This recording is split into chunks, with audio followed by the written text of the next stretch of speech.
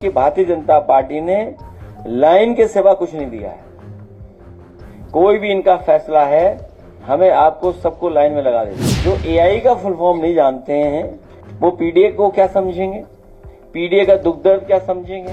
भाजपा की तैयारी क्या है? केवल इतनी तैयारी थी कि 14.2 केजी का जो सिलेंडर है वो 10 किलो का कर दिया। एक कचौड़ी, एक समोसा, अब गैस पे ना रहा भरोसा।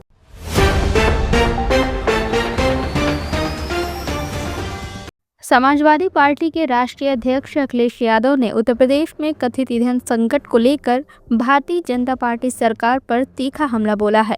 गुरुवार को लखनऊ स्थित पार्टी कार्यालय में आयोजित प्रेस कॉन्फ्रेंस में उन्होंने एलपीजी की कमी और लंबी लाइनों को लेकर सरकार की तैयारियों को पूरी तरह नाकाफी बताया। प्रेस वार्ता में अखिलेश यादव ने तंज कसते हुए कहा कि आज एलपीजी का मतलब लापता गैस हो गया है। उन्होंने आरोप लगाया कि प्रदेश भर में आम लोग गैस सिलेंडर के लिए लंबी लंबी लाइनों में खड़े होने को मजबूर हैं, लेकिन सरकार के पास इस समस्या से निपटने के लिए कोई ठोस रणनीति नहीं है। सपा प्रमुख ने कहा कि भाजपा सरकार ने जनता को राहत देने के बजाय उन्हें लाइनों में खड़ा करना सिखाया है। उन्होंने सोशल मीडिया पर वायरल हो रहे वीडियो का हवाला देते हुए कहा कि ये तस्वीरें साफ दिखाती हैं कि लोग गैस और पेट्रोल के लिए घंटों इंतजार कर रहे हैं।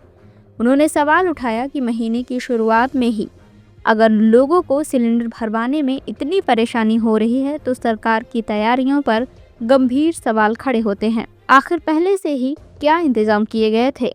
यह सवाल उन्होंने प्रशासन से पूछा। एलपीजी सिलेंडर के वजन को लेकर भी अखिलेश यादव ने सरकार को घेरा। उन्होंने कहा कि अगर 14.2 किलो के सिलेंडर को घटाकर 10 किलो किया गया है तो उसी अनुपात में सिलेंडरों की उपलब्धता बढ़ाई जानी चाहिए थी।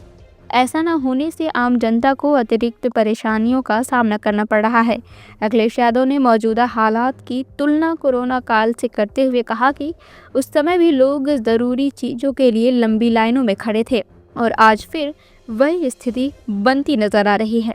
उन्होंने कहा कि आज कोरोना के दिन याद आ गए हैं। सपा प्रमुख ने भाजपा सरकार पर निशाना साधते हुए कहा कि व्यवस्थाओं को सुधारने के बजाय हालात और बिगाड़े जा रहे हैं। उन्होंने चेतावनी दी कि जनता अब इन्हीं लाइनों में खड़े होकर सरकार को राजनीतिक जवाब देगी।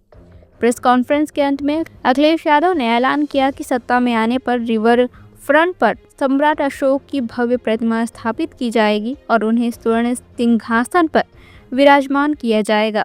इस बयान के बाद प्रदेश की सियासत में एक बार फिर हलचल तेज हो गई है। कि विश्व विख्यात महान चक्रवर्ती सम्राट अशोक मौर्य जी की जयंती भी है। आज हम उनको शत शत नमन करते हैं और विश्व विख्यात महान चक्रवर्ती सम्राट अशोक के नाम पर लखनऊ में भी पहले भी मैं कह चुका हूं, जहां इतने महापुरुषों को हम लोगों ने सम्मान दिया है जगह जगह पर, देश में जानकारी हासिल करेंगे कि कहां सबसे बेहतर प्रतिमा लगी है सम्राट अशोक की। उससे भी अच्छी यही हमारा रिवर फ्रंट पर लगा करके और सोने के सिंहासन पर उनको बैठाने का काम करेंगे। भाजपा सरकार में लाइन के सिवा मिला क्या? अब तो इसलिए भी लाइन लग रही है क्योंकि लोग अपना बजट बना के चलते हैं कि महीने के अंत में या महीने के शुरुआत में हम अपना सिलेंडर भरवाएंगे।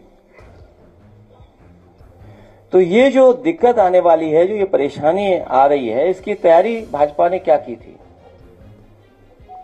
भाजपा की तैयारी क्या है? केवल इतनी तैयारी थी कि 14.2 केजी का जो सिलेंडर है वो 10 किलो का कर दिया। अगर इतना भी कर दिया है तो पर्याप्त आपको 1.5 गुना संख्या में सिलेंडर बन गए होंगे, क्योंकि आपने 14.2 किलो से हटा करके 10 किलो का सिलेंडर कर दिया। इसका मतलब आपके पास हर सिलेंडर में 4 किलो से ज्यादा पर्याप्त गैस थी जो दूसरे सिलेंडर में भर करके दे सकते थे। उसकी आपने क्या तैयारी की? तैयारी तो कम, लेकिन कोरोना की याद दिला दी। इसलिए मैं कहना चाहता हूं कि भारतीय जनता पार्टी ने लाइन के सिवा कुछ नहीं दिया है।